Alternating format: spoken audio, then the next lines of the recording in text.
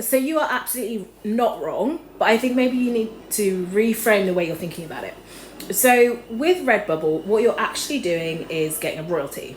So there's no prior contract. You upload your artwork for as long as your artwork is hosted on the site. Redbubble get to sell products with your artwork on, and then they give you a small royalty. And that's the same as a setup that I'd have with my agency for both picture books and like print things as well. So like I've licensed quite a few greetings cards. I've licensed puzzles.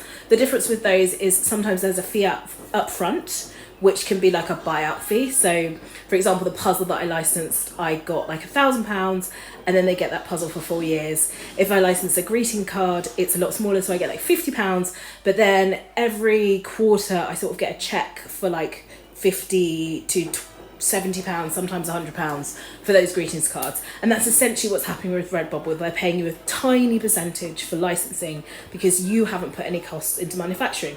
And the reason I recommend this for students is because, one, someone giving you money as an illustrator is a really good proof that you're doing what you're supposed to be doing. It's not fine art, like our work serves a purpose, it's something different. And if someone's giving you money to do it, that's a sign that you're on the right track because people want to buy what you do.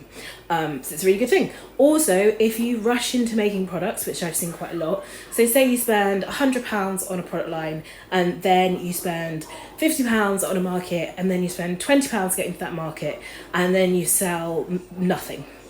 Like, so even if you sell two things, so say you sell like 2 prints and you make £40, well, you're still down the market fee, the cost of making the product, and the time it took you to get there.